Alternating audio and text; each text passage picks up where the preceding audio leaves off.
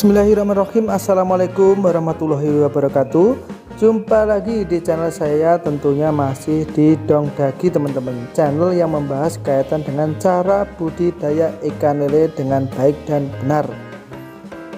Oke, baik teman-teman, jadi pada kesempatan hari ini yaitu saya ingin memberikan salah satu tip buat teman-temanku, yaitu plus minus menggunakan pakan alternatif atau pakan limbah. Baik teman-teman, jadi pakan merupakan komponen biaya terbesar dalam budidaya ikan lele. Jumlahnya dapat mencapai 70-80% dari biaya total modal. Jadi biaya yang paling dihabiskan yaitu untuk pembelian pakan teman-teman.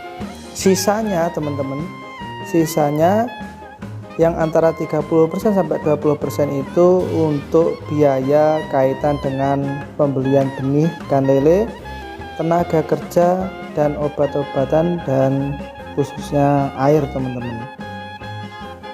Jadi itu. Nah, sekarang teman-teman, mari kita bahas plus minus pakai pakan alternatif atau limbah.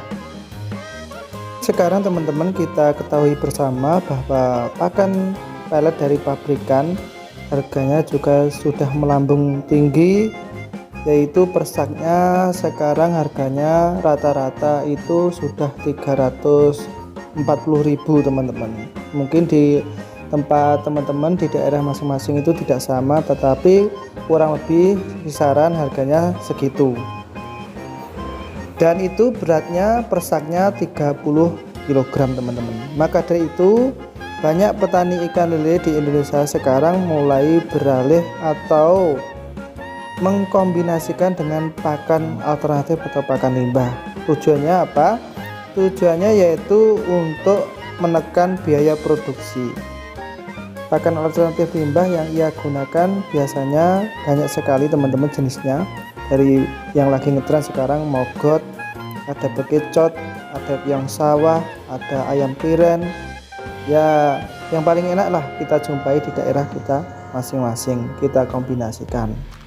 Tetapi menurut kami teman-teman, di dalam pengkombinasian pakan tersebut kita harus kita batasi, jangan sampai kita overdosis, akhirnya mengakibatkan air di dalam kolam budidaya akan cepat mudah rusak pH-nya, dan akhirnya menyebabkan masalah baru, yaitu virus atau bakteri menyerang ikan lele, dan ikan lele kita menjadi sakit dan mati teman-teman.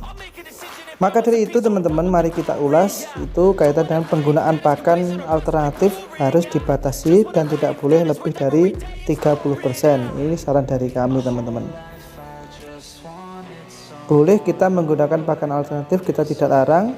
Karena apa? Untuk menekan biaya tersebut, tetapi kita ulangi lagi, kita sarankan untuk tidak lebih dari 30%, karena untuk mengurangi tadi teman-teman, agar air di dalam budidaya kita ada di kolam itu tidak rusak gitu teman-teman. Yang 70% tetap kita pakai full pellet.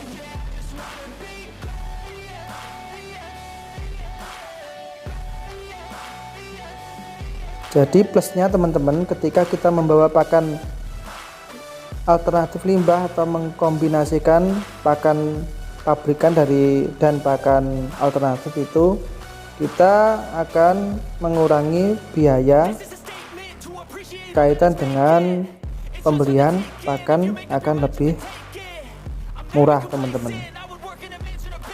Tetapi teman-teman, efek dari pakan limbah ini yang perlu kita perhatikan juga. Minusnya ketika kita pakai pakan limbah, minusnya cukup banyak sekali dan perlu kita perhitungkan juga teman-teman. Minus yang pertama adalah penggunaan pakan limbah memang belum teruji, dan kualitas pakan pelet pabrikan jauh lebih baik teman-teman.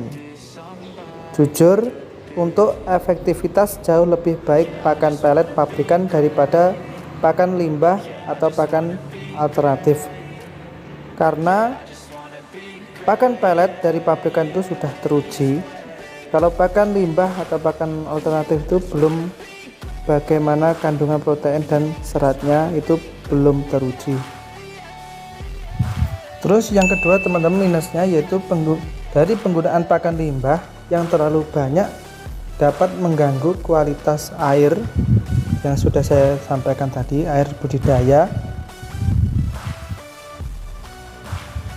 Kalau kebanyakan pakan limbah nanti airnya jadi keruh dan cepat kotor. Jadi harus sering kita mengganti air agar air di tempat budidaya kita itu pH-nya tetap terjaga teman-teman, dan ikan lele kita tetap sehat. Dan yang terakhir teman-teman, minusnya yaitu pakan limbah atau pakan alternatif itu juga dapat mempengaruhi kualitas pertumbuhan lele.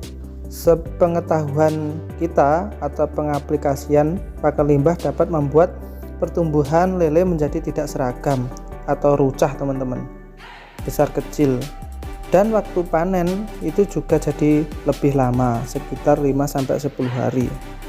Penggunaan pakan limbah dengan kadar protein yang belum jelas biasanya dapat membuat pertumbuhan lebih lambat, sehingga nantinya waktu panen menjadi lebih lama ketimbang kalau kita pakai pakan full pellet.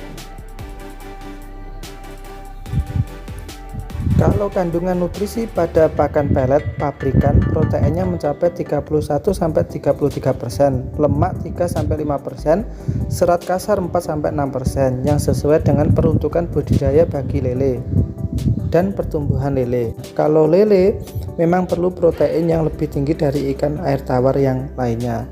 Jadi itu teman-teman, plus minus kalau kita menggunakan pakan alternatif. Semoga ini bisa buat pertimbangan buat teman-temanku agar budidayanya tetap lancar dan sukses. Oke, sekian teman-teman, bila taufiq wal hidayah. Wassalamualaikum warahmatullahi wabarakatuh. Bye bye. Salam sukses untuk kita semua.